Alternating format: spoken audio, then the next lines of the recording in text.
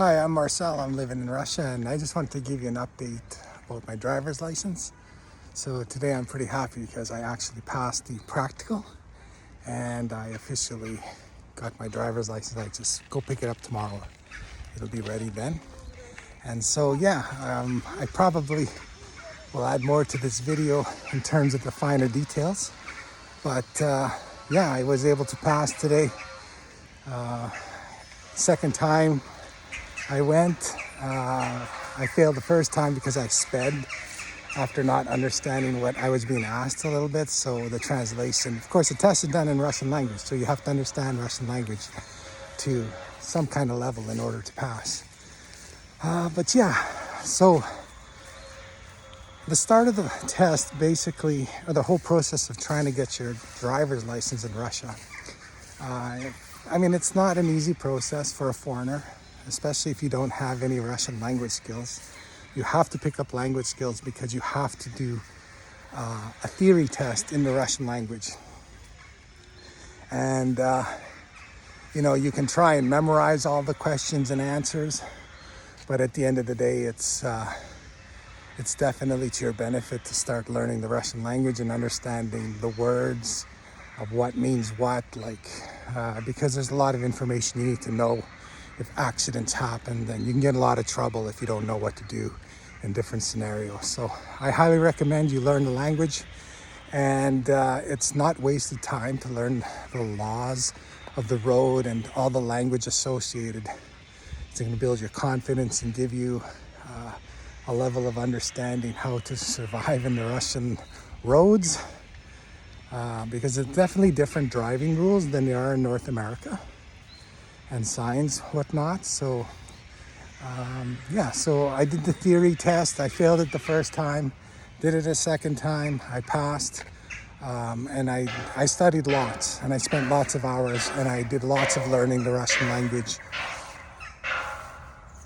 I went to the driving test the first time and got through the section. There's an off-the-drone section where it's like an obstacle course where you have to demonstrate that you can back into a garage, that you can parallel park, that you can climb a steep incline, hit your brakes, and continue going up a hill. And of course, you're driving a manual transmission vehicle. So that is, I got through that part no problem the first time, and today no problem as well.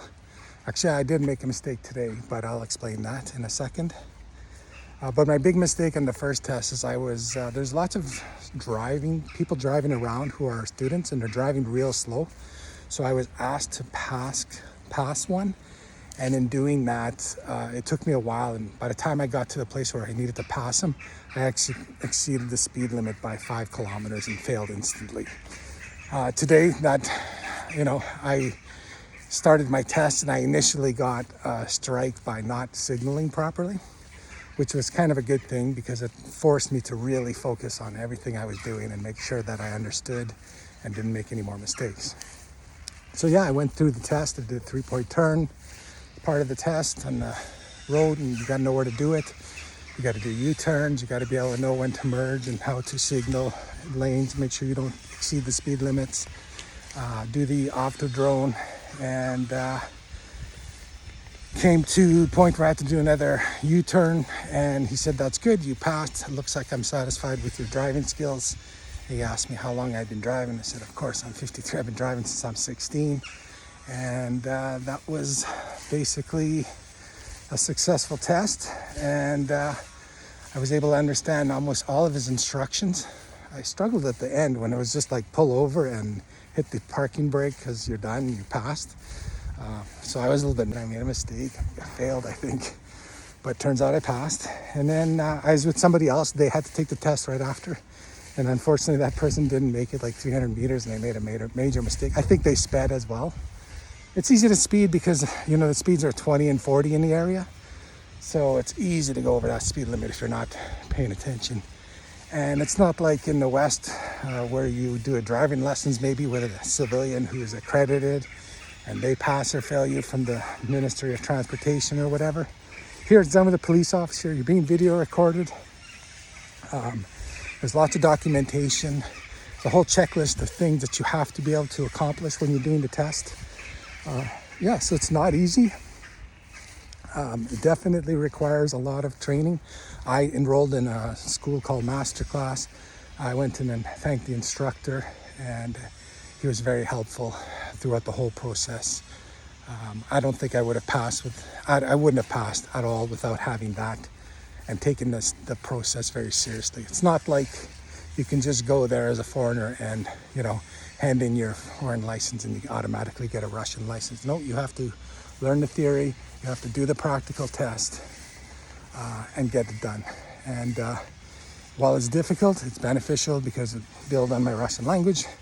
I learn how to navigate the roads, understand the different signages that exist here, and the rules of the road. And so that's my report on passing my driver's license in Russia, and I will have it probably documented in hand tomorrow.